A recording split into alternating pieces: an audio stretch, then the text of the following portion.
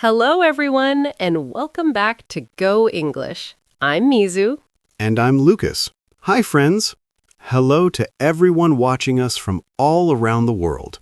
No matter where you are right now, at home, on the bus, or at work, we're really happy you're here learning English with us today. So, Mizu, how was your day? It was nice. I did some work, had a coffee, and tried to slow down a little. What about you? Pretty similar. A normal day. Simple things. And, of course, thinking about English. Always English. And today, we're talking about something very small. But very confusing for many learners. Yes, to and for. People often ask, should I say to you or for you? When do I use to? When do I use for? Don't worry. Today, we'll make it simple. One clear idea, real examples, and English you can use every day. And before we start, if you enjoy learning English in a simple and natural way, Please like this video, share it with your friends, and subscribe to Go English. all right, let's get started.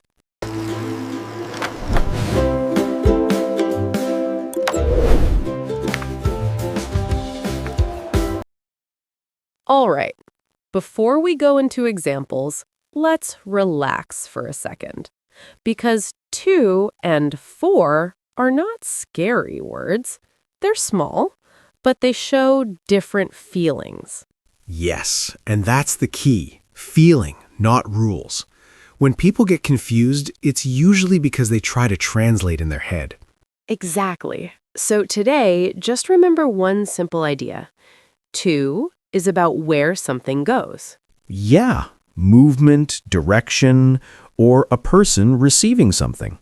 From here to there. Like, I'm going to work. I sent a message to my friend. You can almost see it moving. Right. Something is going somewhere or going to someone. Now, for feels different. For is about why or who benefits. Yes, not movement, meaning. Reason, purpose, or who this is good for. Like, this gift is for you. I'm learning English for my job. Nothing is moving there. It's just answering the question why, or who is this good for? So, very simply, and this is enough for now, to is about where it goes. And for is about why we do it or who benefits. You don't need to remember long explanations. Just feel the difference. And don't worry, we'll practice this together with real examples in a moment. Yes, step by step, slowly and naturally. All right, let's start with the most common use of to. This one is super friendly. To is about direction, where you're going. Yes. Think about movement. Your body moves. Your mind moves. You start here, and then you go to somewhere else. For example, every morning I say, I'm going to work. Very natural. You're not at work now, but you move and boom, work. Or maybe after work you say, I'm going to the gym.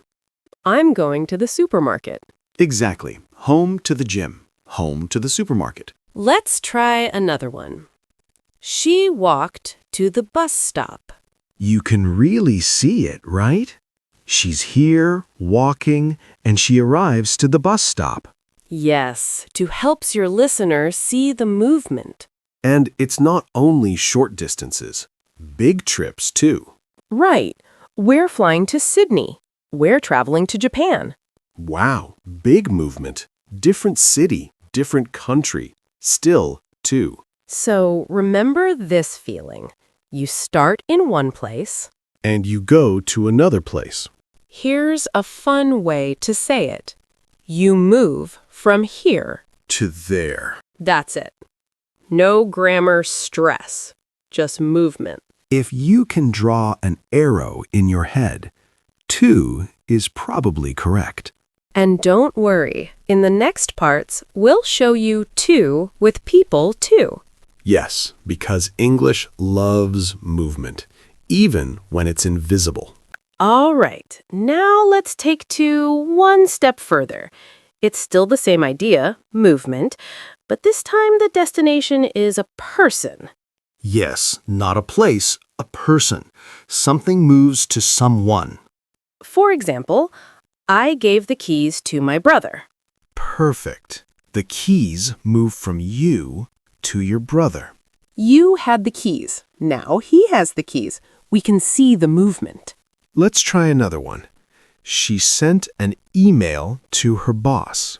Even though you can't see the email, your brain still feels it moving. The email moves from her laptop, through the internet, and finally to her boss. Exactly. Now this one is very common in conversation. Can you explain this to me? Yes, the idea, the information, the meaning, it moves to you. So it's not only physical things. Words move. Ideas move. Advice moves. Messages move. Everything can move to a person. Here are some more natural examples. I sent a message to my friend. Don't say that to her. Can you talk to him later? All the same feeling. Something goes from one person to another person. So remember this simple idea. To is about receiving. Yes, if someone receives something, to is usually your best friend. No rules to memorize. Just ask yourself one question. Is something moving to a person? If the answer is yes, to sounds right. Nice and easy. Now, let's look at another very common use of to, and this one shows up everywhere in daily English. When to comes before a verb, it often becomes part of the verb pattern. So don't treat it like direction or destination this time. Yes, this is where many learners stop and think too much. But actually, it's very natural. We say these phrases all the time without thinking. For example, I say, I want to learn English. I'm not moving anywhere. Nothing is going to a place. To is just connecting the idea of wanting with the action. Exactly. Or, we decided to stay home. Again, to is not about movement. It's just part of how the verb works in English. You also hear, I need to call her. He tried to explain. She wants to improve her English. These are all very normal, everyday sentences. So here's the relaxed way to think about it. When to comes after verbs like want, need, decide, or try, it's simply part of the verb structure. You don't need to analyze it. Yes, don't overthink it. If it sounds natural, it usually is. Listen to how people speak. Copy the pattern and use it slowly. And the more you hear these patterns, the more automatic they become. So remember, sometimes to shows direction, sometimes it shows a receiver, and sometimes it's just part of the verb. And all of that is normal English. Lucas, can I ask you something? When you hear the word for, what's the first question that comes into your mind? Honestly, why? Every time. Why are we doing this? Why does this thing exist? Yes, exactly. And that feeling is so important. For is not about going somewhere. It's about explaining the reason behind something. Right. Like, if I see a button and it says, this button is for emergencies, I don't imagine the button moving. I just understand its purpose. Same here. The word for quietly tells me, hey, this is the reason. This is what it's made for. Let me try another one. If you say, I'm studying English for my job, I immediately understand why you're studying. It feels clear. Yes, and notice how natural that sounds. You're not thinking about grammar, you're just explaining your life.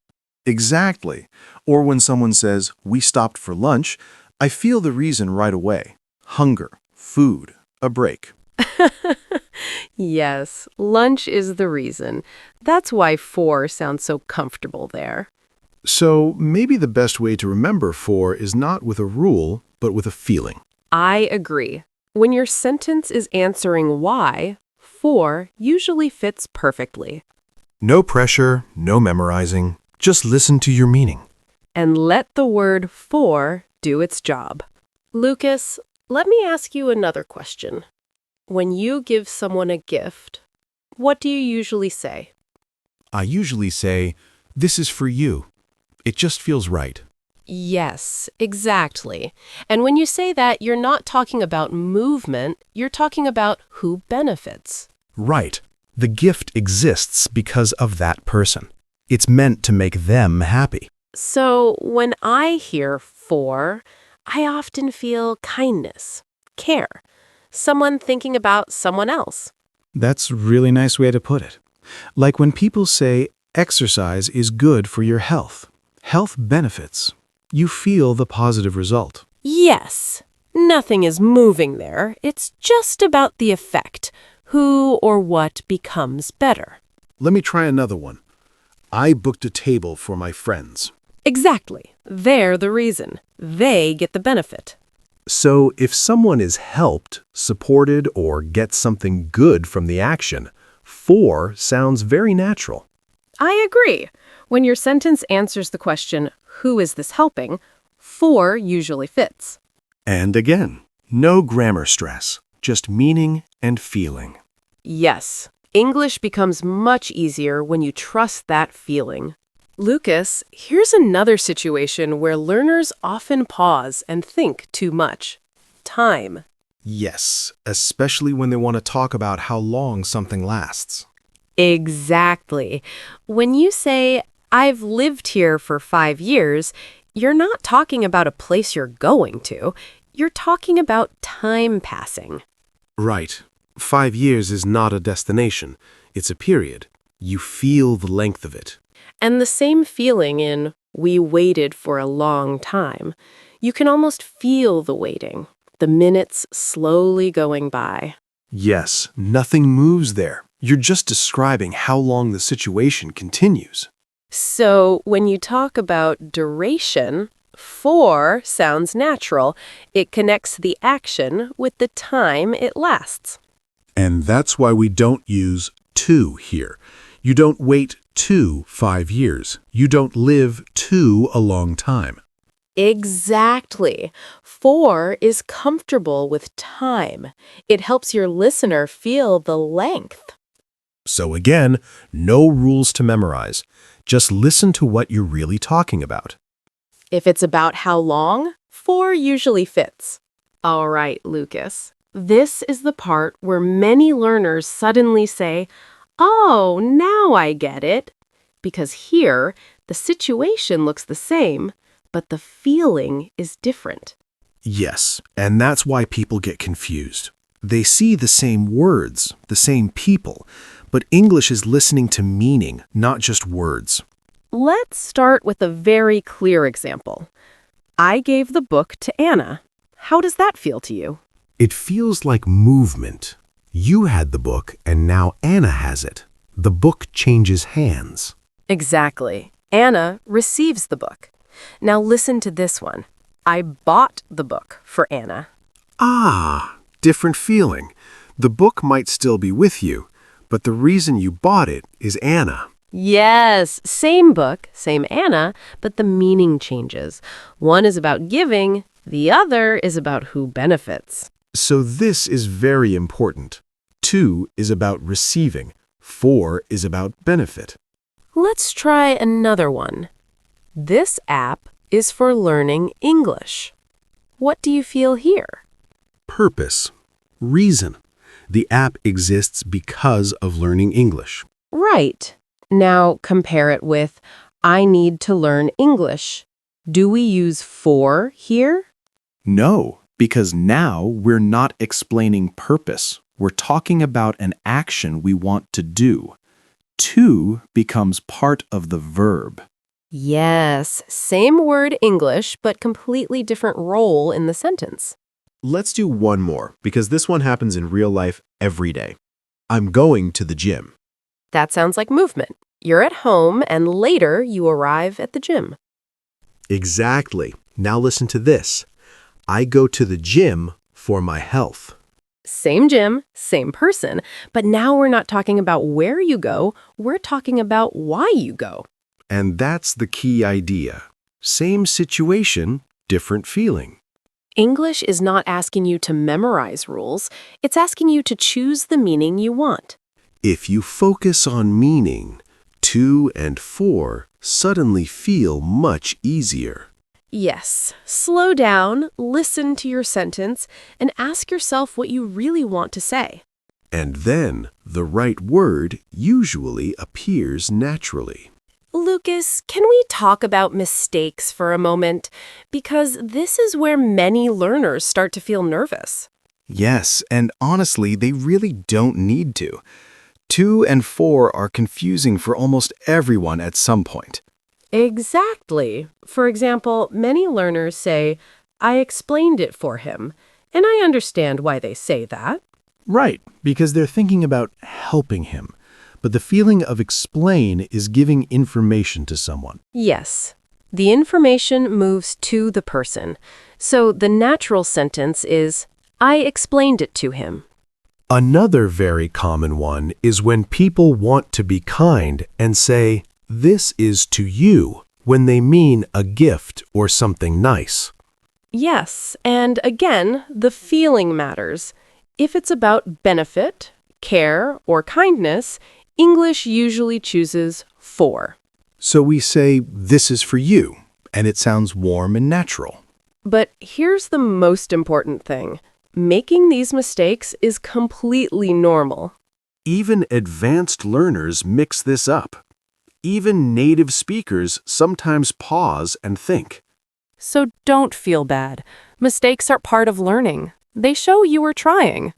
And every time you notice the feeling behind the sentence, you get a little better. Exactly. English grows slowly, and that's okay.